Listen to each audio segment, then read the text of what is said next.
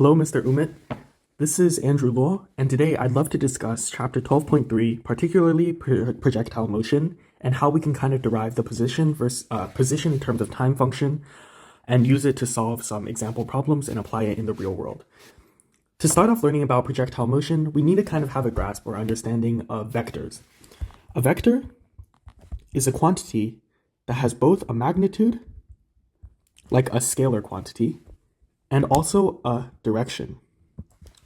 For example, if we had a vector quantity r, or position, it could be written in this form, where the vector r is equal to some term x in the I direction plus some term y in the j direction.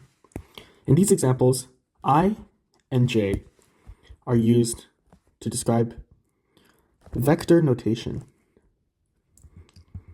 where I represents the x component of the vector and j represents the y component of the vector.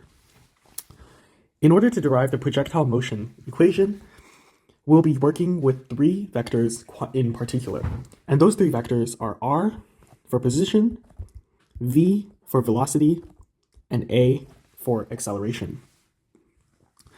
Now, in order to further work down and derive this formula, something important that we'll need to do is first learn a little bit of physics. Something really important from physics, as we'll learn in our physics studies, is something called Newton's second law of motion, which essentially tells us that a force enacted on the object is equal to the mass times acceleration of the object. And we'll see here that in this example, the force and acceleration are both examples of vector quantities, which means that if, for example, we're talking about the force exerted by gravity, we know that from physics to be equal to mg, but we can write this in vector notation as force equals negative mgj, where essentially this force is in the j or y direction, so it's acting downwards on an object. It has mass m, and it has an acceleration negative gj. This acceleration quantity, or vector, is what we'll be using during our derivations. So we know that during projectile motion, let's say the object is here, the only acceleration that will be acting on the object is from this acceleration due to gravity, which means during the whole process, whether the object is there, it will always have this constant acceleration of negative gj acting downwards. And this will be very important for us to derive this formula. So now let's move on to the next part of deriving this formula after we kind of got this concept out of the way. The first thing we need to understand is the relationship between derivatives and integrals. As you can see, we have our three values, and we'll write them as functions: r of t, position function; v of t, velocity function; and a of t, the acceleration function. We know from our learnings in Calculus BC that r prime of t is equivalent to the change of r of t with respect to time. And this is also the derivative of r of t. And we know that this is equal to v of t. So we know that our velocity in terms of time is equal to the derivative of r prime of t, or the change of position. We also know that v prime of t is the change of v of t with respect to time. And so we know that this derivative of v of t should equal to a of t. So now we also have v prime of t is equal to a of t. Now this gives us a relationship. We have r of t, we have r prime of t is equal to v of t, and then we have v prime of t gives us a of t. And this is what we need to continue solving for our equation. So how we'll be doing this is we'll start with the acceleration, because essentially right now what we're doing is we're working one way, where we're taking the derivative of one value and using that to get the next. If we use a concept called the integral, we can do this backwards. The integral is also known as the antiderivative. So for example, we derive that r prime of t equals to v of t. This also tells us that r of t should equal to the integral of v of t dt. And that's from the fundamental theorem of calculus, as this is essentially that, the integral of r prime of t dt, which we know should equal to r of t. We can also do this with the velocity and acceleration relationship, where v of t should equal to the integral of a of t dt. Now that's excellent. Out of these three functions, right now, we actually know the acceleration function. And that's because of what we were discussing earlier with the force due to gravity and Newton's second law. If you can remember from right here, the acceleration acting on the object at all times is always negative gj, which means this is actually something we can plug in to our equation. So right now what we have is we'll start with this part of the equation and we'll kind of work our way back until we get to position. So we want a of t dt, right? So v of t equals to the integral of a of t dt, which also means that v of t should equal to the integral of negative gj dt. Since g is a constant, j is the position, is the component of that position, of that vector, we can use our basic integration rules and find that this should equate to negative gtj plus a constant c1. Now, why the constant, you may ask? Well, if you take a look at this, and you just take a derivative of it in terms of dt, then you see that this constant cancels out and becomes 0. But you must account for the fact that there is a constant here, or else there could be some value here that you don't account for, and that will throw off your equation. So you must have a constant there so that you can keep account of it, and that's just the rule of integration. So now what we have is this. What we also know is that v of 0 should equal to some arbitrary value v naught, which in this case would be negative g times 0j plus c1. So we know our v naught is equal to c1. We'll come back to this value.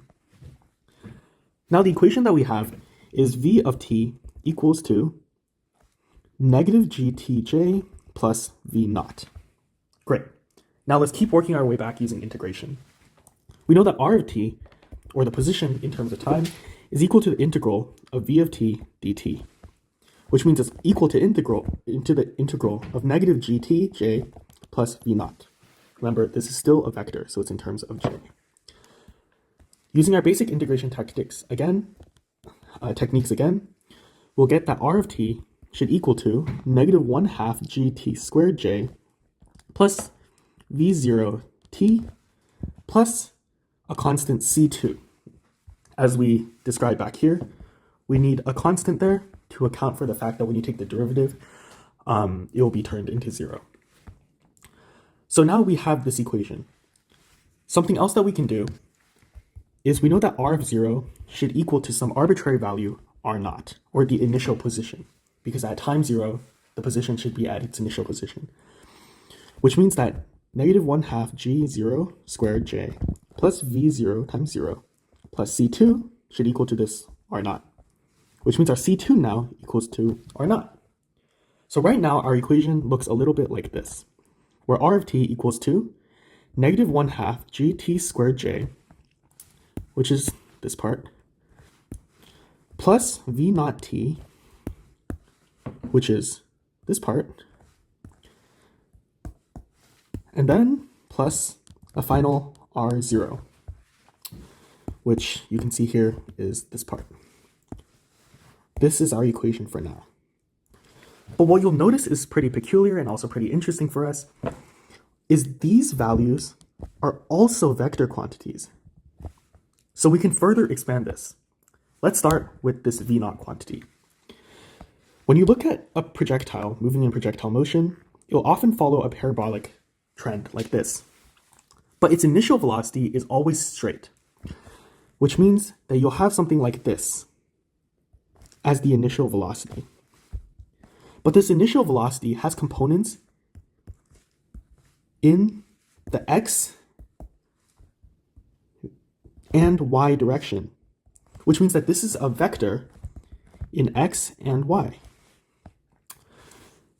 What this means is that we can write our v naught as a vector in terms of vx and vy. So this would equal to vxi plus vyj, where this is in the x direction, this is in the y direction. If we want to expand this further, we actually know that vx should equal to the magnitude of v naught cosine theta, where theta is this angle right here. So we know that this vx equals to magnitude of v naught cosine theta. And that makes sense, because using our trig identities, we know that this serves as a triangle, and then this bottom part would just be the magnitude of this v naught times the cosine theta. Similarly, our vy should equal to magnitude of v0 sine theta by similar trig identity rules. Thus, we have a vx equals magnitude of v naught cosine theta, and a vy equals magnitude of v naught sine theta. That makes sense. Plugging it back in, we have v naught equals to magnitude of v naught cosine theta I plus magnitude of v naught sine theta j. This is great. This will help us later.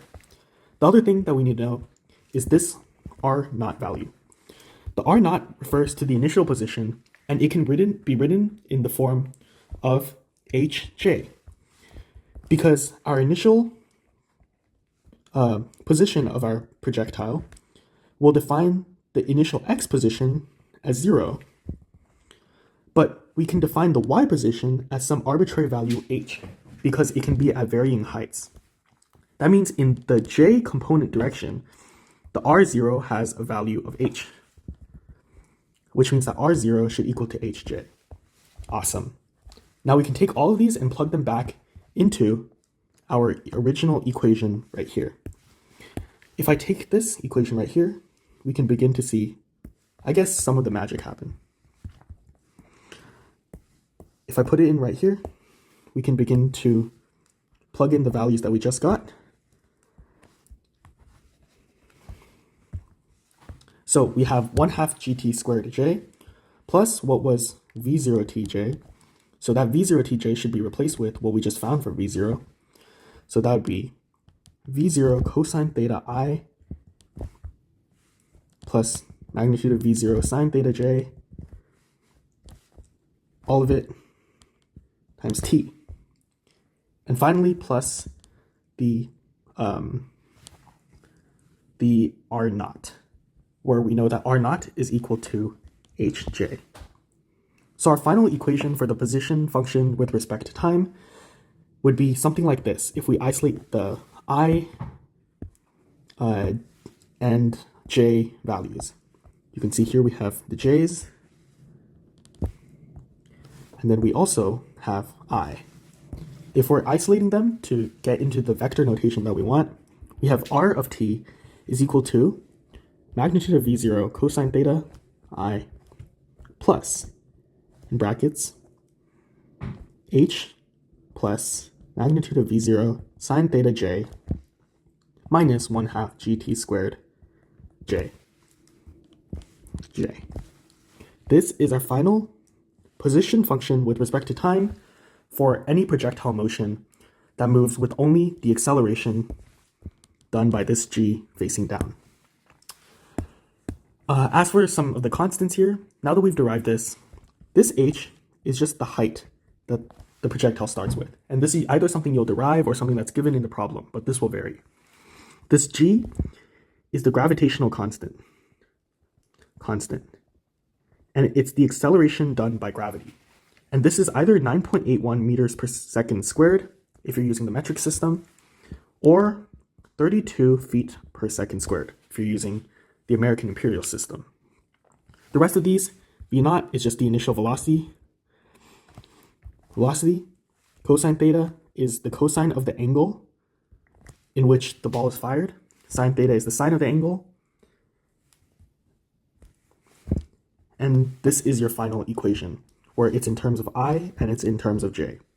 Now we'll move on to an example problem where we'll be able to apply this knowledge learned. So this is the question we want to solve. A baseball is hit 3 feet above ground level at 100 feet per second and at an angle of 45 degrees with respect to the ground. So you'll have something like this where it's 3 feet above the ground. Find the maximum height reached by the baseball, and will it clear a 10-foot high fence located 300 feet away from home plate? So this would be 300 feet, 10 feet high. Great. Now we have our equation for projectile motion, and now we can use this. Some of the things that we know. The height that originally starts at h is equal to 3. The velocity initial is equal to 100, and the angle is 45 degrees. Our g is in terms of feet, so we'll use 32 feet per second squared. First, we'll start plugging into our equation, which we derived. The position function will equal to the magnitude of the velocity, 100 times cosine of 45 degrees, ti, plus, and then we have our height, y direction velocity, and also this part of the equation. So we'll have plus 3 plus 100 sine 45 degrees t minus 1/2 gt squared, which is equal to minus 16t squared. So minus 16t squared j. Solving this out, we get something like this. This is the position function with respect to time. To find the maximum height, we need to find the point at the top of this parabola of the ball's movement, which is also where y prime of t is equal to 0, as the speed, the velocity in the y direction is 0 as it's going from increasing to decreasing. This is also the point where the derivative would equal to 0, as it is the point on the curve. So we know that y of t is equal to this component, so we'll get something like this, where the derivative of this y part should be equal to 0, and you get this is equal to 0, and thus 32t equal to 50 root 2. From there, if we solve it out further, you get that the time to reach that highest position is approximately 2.21 seconds. Now moving on, we want to find the maximum height reached by the ball. In order to do that, we have to plug in this time into our original y of t function. Now we know that y of t, as I mentioned before, is equal to this part of the equation. So let's write that out. So this is our y of t. Now we want to plug in our time to reach the highest position to get our y position at that time. And we'll get something like this. This is what we get when we plug in the values. And this is also equivalent to 649 over 8, or approximately 81 feet. That is our maximum height. Moving on to the second part of the question, where it is asking for would it clear a 10-foot high fence located 300 feet from home. You want to find how high the ball travels when it is 300 feet away in the x direction. So we want to look at the function in the x direction. And we know that part is this. This is the function in the x direction because it is under the I component, which means that you'll get an equation like this for x. This is your equation for x, and you know that at this point the ball travels 300 feet, which means from there you can find that t will be equal to 300 over 50 root 2. That's equal to 3 root 2 seconds. Plugging this back into our y component of the equation, we can find how high the ball is when it reaches this point. If that height is above 10 feet, then the ball passes. So let's write this out. Y of t is equal to this, as we found earlier. That means y of the time that we're looking for is equal to something like this. And this simplifies to 303 minus 288 equals 15 feet. 15 feet is greater than the 10 feet high wall, which means that the ball crosses the fence. We solved every part of this question. Thank you so much for watching.